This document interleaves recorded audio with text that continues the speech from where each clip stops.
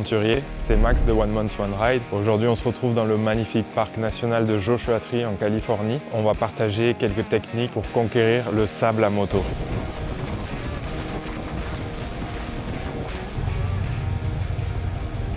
S'il est ludique avec une moto légère, il est particulièrement exigeant avec un gros trail. On parle bien sûr du sable mou, profond et bien mobile.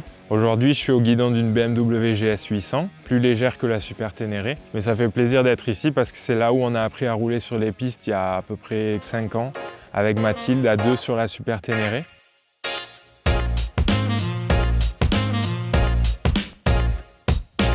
Au premier abord, le sable, c'est intimidant. On a le guidon qui gigote de gauche à droite et notre premier réflexe, c'est de planter les freins. On perd l'équilibre et on se retrouve au tapis. L'avantage du sable, c'est que c'est mou.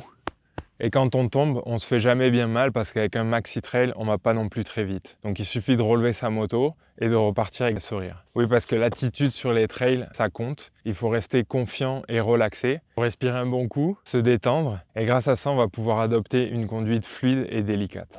Souvent quand on est dans le sable, on est entouré de paysages magnifiques. Et c'est sur ça qu'il faut se concentrer, pas sur la peur de ce guidon qui remet dans tous les sens. Le premier point important, c'est l'élan. Alors dans le sable, plus vite, c'est mieux. Plus on est lent et plus la moto va être difficile à contrôler. Il faut maintenir une vitesse de croisière constante pour permettre à la roue avant d'être délestée et de survoler le sable plutôt que de s'y enfoncer. Si vous voyez que vous êtes dans une section où le guidon bouge pas mal, vous pouvez ralentir. Mais ce qu'il faut, c'est pas couper les gaz. Toujours maintenir un filet de gaz pour garder cette roue avant en l'air. Donc rappelez-vous qu'on est sur un sol qui est mobile.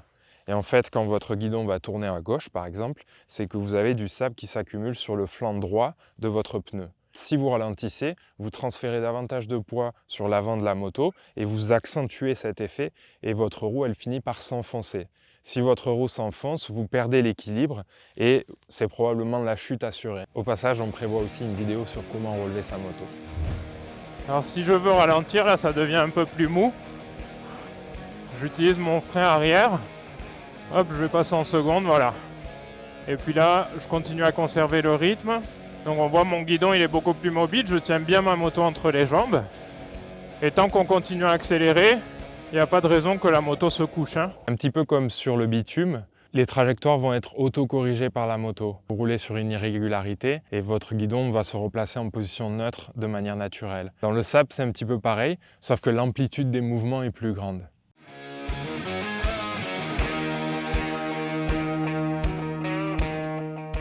Le deuxième point essentiel, c'est la position.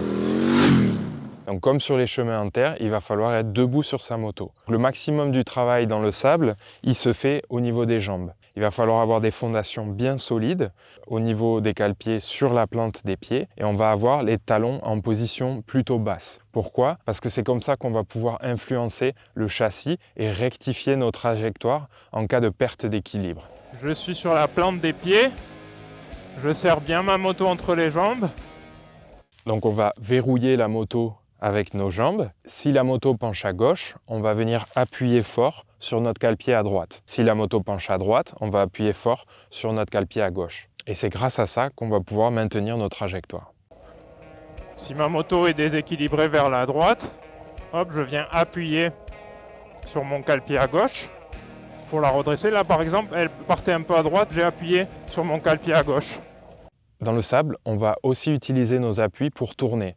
Appuyer sur la moto en faisant un transfert de masse plutôt que de tourner le guidon, parce que tourner le guidon aura pour effet d'enfoncer la roue avant dans le sable en fait. Pour tourner dans le sable, j'appuie sur mon cale-pied gauche, ça permet de tourner la moto, on n'utilise pas trop le guidon. Le guidon, on essaye au maximum de le conserver droit.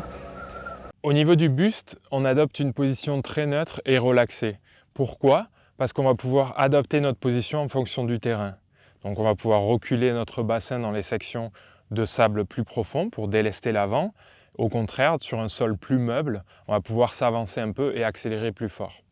Ce qui est important, c'est de bien rester relaxé et d'accompagner les mouvements amples du guidon avec nos coudes en position plutôt haute et nos épaules. Oui, la partie droite de la route, elle est plus profonde. Donc, si je me mets là, vous voyez que le guidon, il vit davantage. Comme toujours, notre regard doit être porté au loin. Ne vous préoccupez pas des traces existantes, mais continuez à aller de l'avant, à donner de l'élan à votre moto et vous verrez qu'elle fera sa propre trace. Je regarde toujours loin, comme ça je vois si j'ai une section qui a l'air un petit peu plus profonde qui se profile. J'ai le temps d'anticiper, de ralentir, de me mettre en seconde. Troisième point essentiel dans le sable, les commandes.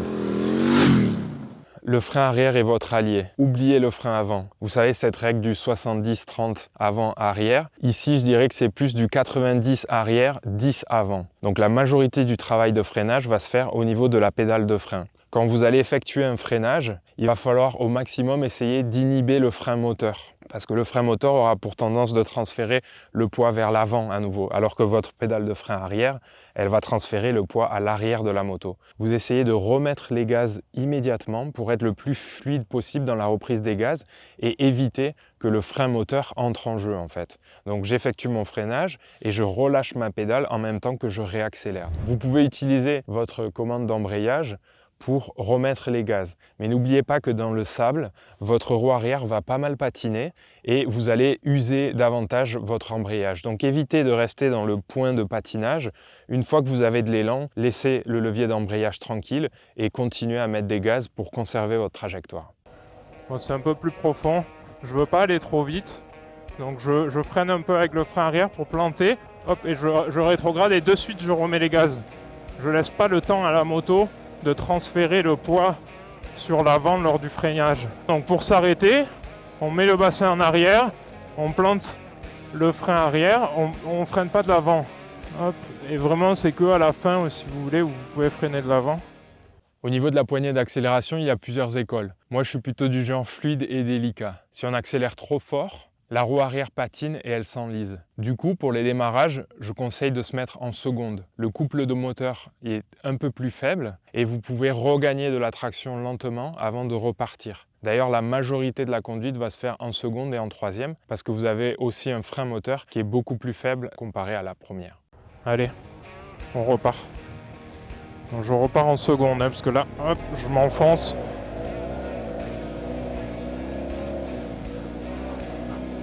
Ok, je me mets debout et c'est reparti avec le rythme. C'est un peu dur de repartir, mais une fois qu'on est lancé, ça va mieux. Alors les pneus, j'ai un peu peur de me faire tabasser dans la section commentaires, mais je ne conseille pas de dégonfler vos pneus quand vous quittez l'asphalte. Donc ma philosophie, c'est que je préfère compter sur mes qualités de pilote que sur la pression de mes pneus. Le voyage de 40 000 km qu'on a fait en Amérique latine, on l'a fait avec la même pression tout le long. Pas une seule fois j'ai dégonflé mes pneus. 2,5 bars à l'avant, 3 bars à l'arrière. Surtout parce qu'on était deux et chargés, et j'avais pas envie de plier une jante en plein milieu de n'importe où. Et puis aussi parce que j'avais pas envie en permanence de m'arrêter pour dégonfler et regonfler mes pneus. Dégonfler vos pneus va permettre d'augmenter la surface de contact entre le pneu et le sol. Si vous savez que vous allez rouler exclusivement dans le sable, vous pouvez dégonfler vos pneus à 2 bars. Mais si vous êtes en road trip, je conseille de conserver une pression unique pour vos pneus.